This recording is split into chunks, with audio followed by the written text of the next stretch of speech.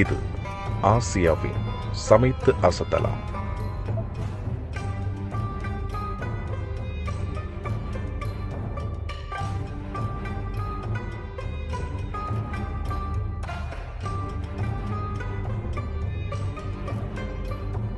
Welcome to Asia சமையல். இன்று மீனானம் எப்படி செய்யலான்னு பார்க்கலாம். தேவையான பொருட்களை நான் டிஸ்கிரிப்ஷன் பாக்ஸில் கொடுத்துட்றேன். இந்த மீனானம் மருந்துச்சோறு, தேங்காய் சோறு, டிஃபனு, வெறுஞ்சோறுக்கெல்லாம் வச்சு சாப்பிட்லாம். முதல்ல மீன் வாங்கி நல்லா சுத்தமாக கழுவிக்கணும். 4-5 தண்ணி வச்சு அலசணும். இது பெரிய துண்டாக இருக்கிறதுனால நான் கையால் தேய்ச்சி கழுவுறேன். வஞ்சிர மீன் சொல்லுவோம் இதை, அல்லது சீலா மீனும் சொல்லுவாங்க. கிங்ஃபிஷ்னு இங்கே விற்கிறாங்க. மஞ்சள் தூள் போட்டு ஃபைனலாக அலசி தண்ணி வடித்து எடுத்துக்கணும். மீன் பொரிக்கிறதுக்கு, குழம்பு வைக்கிறதுக்குன்னு பிரித்து வச்சுக்கோங்க. தேவையான பொருட்கள் 2 தக்காளி, 2 வெங்காயம், 7-8 பல் பூண்டு எடுத்துக்கோங்க. 1 கப் தேங்காய், 4-5 முந்திரி போட்டு அரைச்சி வச்சுக்கோங்க. தக்காளியை விழுதாக அரைச்சிக்கோங்க. வெங்காயமும் பூண்டையும் குறகுறன்னு அரைச்சி வச்சுக்கோங்க. புளி கரைச்சி வச்சுக்கோங்க. இப்போ ஒரு அடிகனமான அகலமான பாத்திரத்தில் 5 மேஜைக்கரண்டி எண்ணெய் ஊற்றி கடுகு, உளுத்தம்பருப்பு, வெந்தயம், கருவேப்பிலை, பச்சை மிளகா போட்டு பொரிய விடுங்க. நல்லா பொரிஞ்சதுக்கப்புறம் ஒரு மீடியம் சைஸ் வெங்காயம் பொடியாக நறுக்கி அதையும் சேர்த்து நல்லா வதக்கணும். வெங்காயம் லேசாக சிவந்து வரும்போது ஒரு அரை மேஜைக்கரண்டி இஞ்சி பூண்டு பேஸ்ட் போடுறேன். அதை நல்லா வதக்கணும். இஞ்சி பூண்டு பேஸ்ட் போடுறதுனால மீனானம் நல்ல மணமாக இருக்கும். இந்த மருந்துச்சோறு, தேங்காய் சோறுக்கெலாம் மீனானம் வைக்கும்போது தாளிக்கிறதுக்கு இஞ்சி பூண்டும் போடுங்க. அதுக்கப்புறம் இந்த கொரகொரன்னு அது அரைச்ச வெங்காயம், பூண்டு விழுத போட்டு நல்லா வதக்கணும். எண்ணெயில் வதக்கும்போது நல்ல மணமாக இருக்கும். கொஞ்சம் நேரம் வதக்கி சிம்மில் வைங்க, அடி பிடிச்சிடக்கூடாது.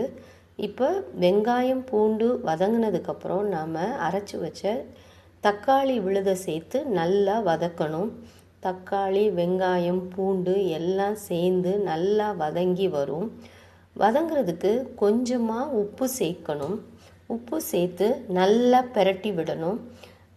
பெரட்டி விட்டு அடுப்பை மூடி கொஞ்சம் நேரம் சிம்மில் வச்சா எண்ணெயெல்லாம் நெழுன்னு மேலே வந்துடும்.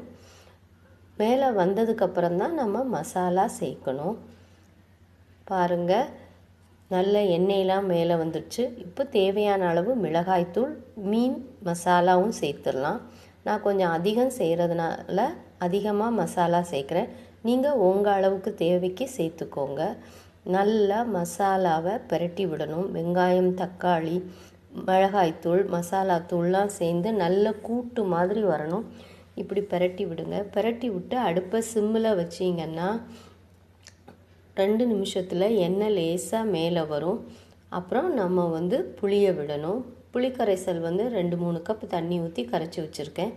ஏன்னா நல்லா கொதித்து வாடை மடங்கணும். புளியோட வாடையும் மடங்கணும், மசாலா வாடையும் மடங்கணும். ஒரு 5 நிமிஷம் நல்லா திறந்து வச்சு கொதிக்க வைங்க. அப்புறம் ஒரு 5 நிமிஷம் மூடி கொதிக்க வைக்கணும். மசாலா நல்லா கொதித்ததுக்கப்புறம் நாம் மீனை போடணும். பாருங்கள், கொதிக்க ஆரம்பிச்சிடுச்சு. இப்போ கொஞ்சம் நேரம் மூடி வைக்கலாம். திறந்து ஒரு 5 நிமிஷம் இப்படி தடன்னு கொதிக்கணும். அப்போ தான் மீனை போடணும். இப்போ நமக்கு குழம்பு கொதித்து ரெடி ஆயிடுச்சு. மீனை நம்ம மசாலாவில் படுற மாதிரி அந்த பாத்திரத்தில் ஃபுல்லாக பரத்தி போட்டுருங்க. போட்டு லைட்டாக பெரட்டி விடணும். மீன் போடும்போது அகப்பை வச்சு பெரட்டலாம். மீன் வெந்துடுச்சுன்னா அகப்பை போடாதீங்க, மீன் உடஞ்சிரும். போட்டு மெதுவாக பெரட்டி விட்டு கொஞ்சம் நேரம் கொதிக்க வைக்கணும். கொதிக்கும்போது நாம் அடுப்பை குறைச்சிருங்க. அடுப்பை குறைச்சி ஒரு 5 நிமிஷம் மீன் வேகணும். குறைந்த தண்ணியில் மீன் வேகும்போது மீன் உடையாது. திறந்து வச்சு வேக வைக்கணும். அப்புறம் அரைச்ச தேங்காய் விழுத சேர்த்து நல்லா கலந்து விட்டுருங்க. தேங்காய் முந்திரி பருப்பு சேர்த்து அரைச்சிருக்கிறதுனால கிரேவி நல்லா திக்காக இருக்கும். அதனால் தேவைக்கு தண்ணி சேர்த்துருங்க. நாம் மசாலா, புளிலாம் நல்ல தேவைக்கு கரெக்டாக சேர்த்துருக்கணும். அப்போ தான் தேங்காய் சேர்க்கும்போது ருசியாக இருக்கும். கலந்து விட்டு ஒரு கையளவு பொடியாக நறுக்குன மல்லி இலையை போட்டுருங்க. இந்த மல்லி இலை தேங்காவோடு சேர்ந்து கொதிக்கும்போது நல்ல மணமும் ருசியும் தரும். தேவைக்கு தண்ணியும் சேர்த்துருங்க. தண்ணி சேர்த்து நல்லா கலந்து விடுங்க. ஃபைனலாக உப்பு சரியாக இருக்கான்னு பார்த்துக்கோங்க. பார்த்து கலந்து விட்டு கொஞ்ச நேரம் கொதிக்க வைக்கணும். நல்லா தேங்காய் வாடை மடங்கணும். ஒரு 5 நிமிஷம் கொதிக்கணும். நல்லா கொதித்ததுக்கப்புறம் அடுப்பை சிம்மில் வச்சுருங்க. அடுப்பில் சிம்மில் வச்சா நமக்கு எண்ணெயெல்லாம் மேலே வரும். மேலே வரும்போது நாம் அடுப்பை அணைச்சிடணும். மீனானம் தயார். இது சூப்பராக இருக்கும். இப்படியே செய்து பாருங்கள். நல்லா கிரேவி எப்படி இருக்குது பாருங்கள், நெல்லுன்னு.